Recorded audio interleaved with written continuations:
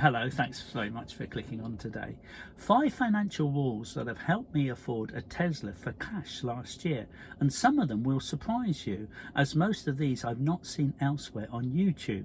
Does it annoy you, as it certainly does me, when creators ramble on at the start and you wonder if they're ever going to start the point of their video? Okay, so let's get started. Number 1, I use cash as much as I can and not cards. I take out a regular amount from the cash machine every week, and when I'm doing better I might take out a little bit more, and if I'm saving harder I'll take out less. Presenting a card to someone for payment means nothing, but giving money does, no matter how big or small it is. I don't mean you carry wads of money around with you, mostly for the smaller items, and I'll tell you why in just a moment. I never thought I could afford to buy a Tesla when I was younger, but I followed some guidelines that have helped me buy one without using credit last year. I was going to say I paid cash, but not literally. Tesla won't allow you. I think it would work for me if I was $50,000 in debt, or if I was worth $500,000. The principles remain the same. I retired 20 years ago when I was 49, but you don't sit around on a beach for the rest of your life. You still have to do something in life, and I've enjoyed staying active. Number 2, I check my bank and card statements weekly online. Paying cash for smaller items makes checking much easier. Are you paying too much for your Wi-Fi, or anything for that matter? You can get a better deal and saving money, probably $100, by shopping around in probably 30 or 40 minutes. But if you don't check your statements, it will all be oblivious, and there's probably too many amounts on there, small amounts for coffee, that are clogging everything up.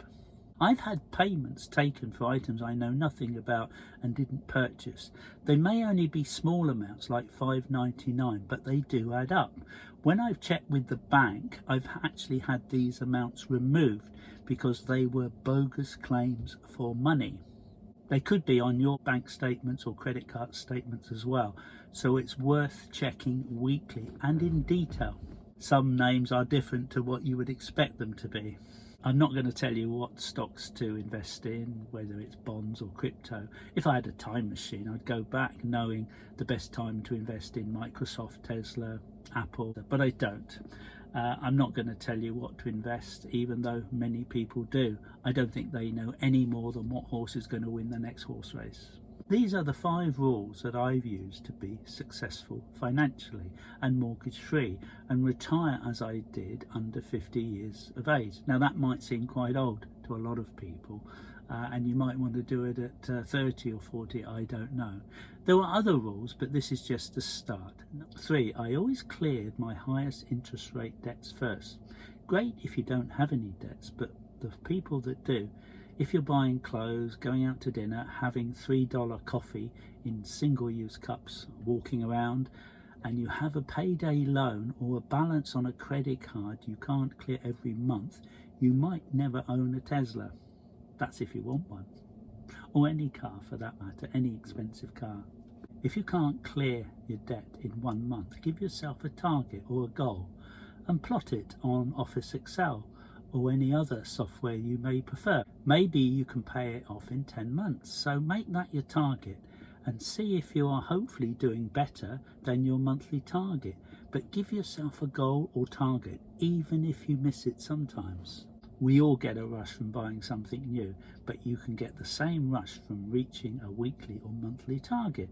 Seeing your debt reduce, like losing weight, is great, and seeing your savings grow is fantastic. Number 4, I bought a property as soon as I could and stopped renting. People who say renting is best are normally landlords wanting you to rent from them. Renting is fine in the short term, and it really does depend on your personal circumstances. But over a longer time, I have found buying was always financially best for me. Yes, I know prices are sky high, and saving for a deposit is very hard when so much of your money is going on rent. It's true I started decades ago when prices were much lower, but then so were wages, but it was never easy. In the last few years, prices have increased over 40% for some properties in some areas. Yes, also some people have been in negative equity for a short time.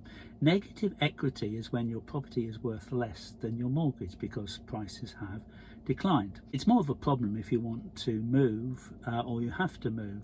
But if you are staying put, it's not a problem in the short term, it just feels like it is. People who have been in negative equity come out of it as property prices rise.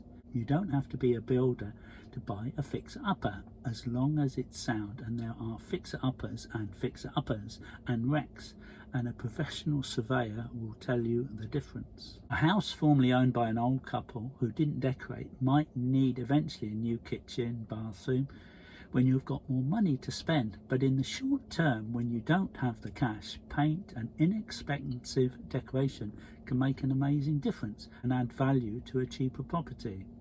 Starter townhouses or terrace will be more affordable than semi-detached or duplex, but dearer than an apartment or flat. Flats are cheaper but can have a couple of problems. Getting a mortgage might be difficult if it's above a shop, and will definitely be more affordable. If you can get a mortgage and it has a long 999-year lease and there is no annual rent, or it's very small and it needs some modernisation but is structurally sound, it's always worth considering. Paying rent to a management company on top of your mortgage, I would think very seriously and probably look for a more affordable property to buy. Okay, number 5. I moved to a nicer and cheaper place to live and bought my first property in Cornwall. If you work from home, do you have to live in a big expensive city? And why not live somewhere cheaper and nicer? I live beside the ocean and beautiful sea view, and I only had a regular job and I retired at 49.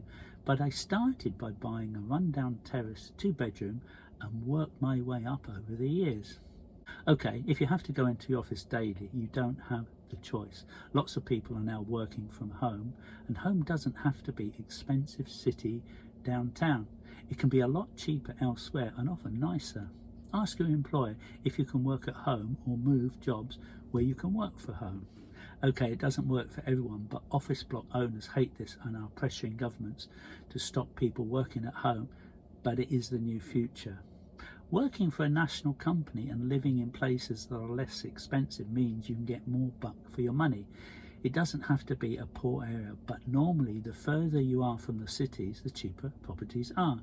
I was a sales manager developing and recruiting Spar and Londis grocery stores, converting them into profitable convenience stores. It was in the very early days of convenience stores, and I introduced financial controls to retailers to help them make more profit. I worked for national companies and I was based in Cornwall, where salaries are normally much lower and property prices lower than in the South and London areas. I was on the same pay scale as everyone else in London, Manchester and Birmingham. So can you move somewhere cheaper and nicer? Doesn't work for everyone, but it's certainly worth considering. Can you start your own business from home? YouTube, once you grow to be monetized, and eBay has never been easier if you are prepared to work very hard. And there is so much free advice on how to get started. You no longer need thousands of dollars to get started on your business with expensive rents and real estate. There are many financial advisors in their 20s and 30s, and I'm much older. I might not be smarter than them, and I don't have a university degree like Steve Jobs, Mark Zuckerberg, Bill Gates, Steve Wozniak, Henry Ford, Walt Disney, Richard Branson, and Winston Churchill, who was born with a silver spoon in his mouth at Blenheim Palace, and he had one of the best private educations money can buy. He didn't go to university, and he took 3 attempts to pass the Army Officer Entrance Exam, and he didn't do so bad in the end.